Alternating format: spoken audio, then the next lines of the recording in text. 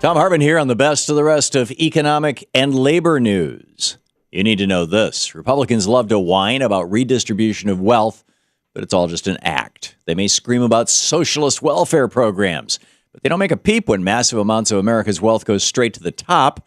According to Paul Buchheit over at Alternet, the 14 richest Americans increased their wealth by $82 billion in last year alone.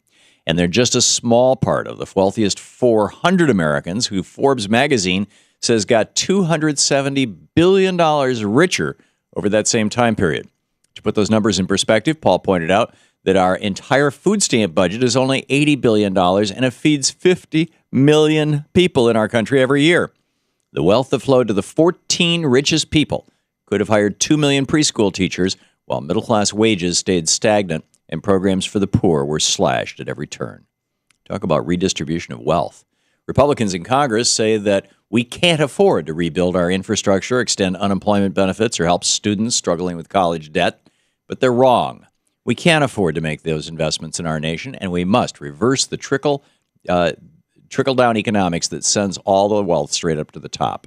We've had 3 decades under the disastrous policies of Ronald Reagan, and we don't need more evidence to prove that trickle-down is a myth. 30-plus years of Reaganomics have put more and more wealth in the hands of the few and left our government struggling to care for the many. The greed of the richest 14 people does not outweigh the needs of 50 million Americans, and it's time to stop the real redistribution of wealth that's been going to the top. Twitter wants to tell you that you're being spied on. Last week, the social media company sued the U.S. Justice Department for the right to reveal the number and nature of requests for private user information. According to their lawsuit, the tech company said that under current rules, they're not even allowed to say whether or not they've received any requests for information, and they believe those rules to be unconstitutional. Other internet companies like Google and Microsoft have made similar complaints about surveillance and formed agreements with the government that allowed them to release some unspecific information. However, Twitter has taken a more aggressive stance against sharing user information and has described themselves as the free speech wing of the free speech party.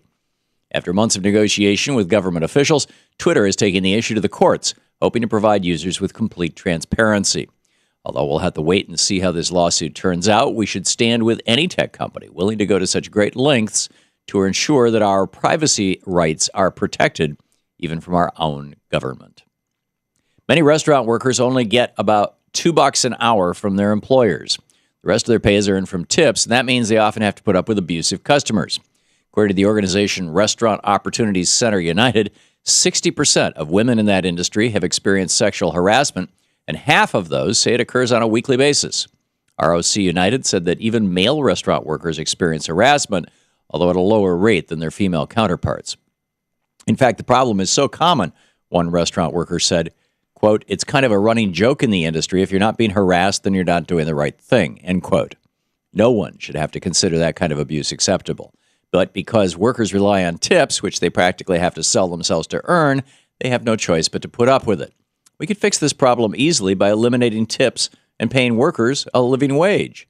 No one should have to put up with abuse to earn a living, and the time is past to fix this problem. Another state has decriminalized marijuana. Last week marked the official start of Maryland's new law, which allows people to carry up to 10 grams of cannabis without fear of going to jail. Under the new law, people over the age of 21 will only face a fine if they're caught carrying marijuana, and people between the ages of 18 and 21 may have to take a drug education course. While the new rules are far better than locking people up for smoking pot, they're still far from perfect.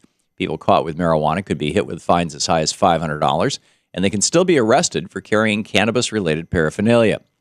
Maryland may reduce or remove penalties for carrying pipes or other paraphernalia next year, but for now it looks like hefty fines are here to stay.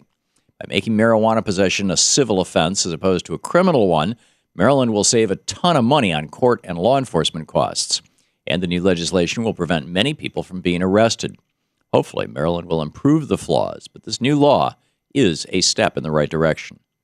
And finally, some in Congress may be able to turn their backs on hungry children, but teachers in Albuquerque refused to ignore the problem. Marvin Callahan, a first-grade teacher in New Mexico, started a program to make sure kids in his school have enough to eat when they're not in class. Every week, Retired teachers volunteer to fill backpacks full of food for the weekend so the children who rely on free lunches throughout the weekdays don't miss a meal while they're away from school. Every backpack has 2 breakfasts, 2 lunches, and 2 dinners, and they're filled with foods that kids can easily make without help from a parent. Mr. Callahan started the program 2 years ago using his own money, and now local organizations are helping him with both funding and donations. It is unacceptable that any child should be going hungry in the richest nation on earth. But thankfully, there are great people like Marvin doing something about it.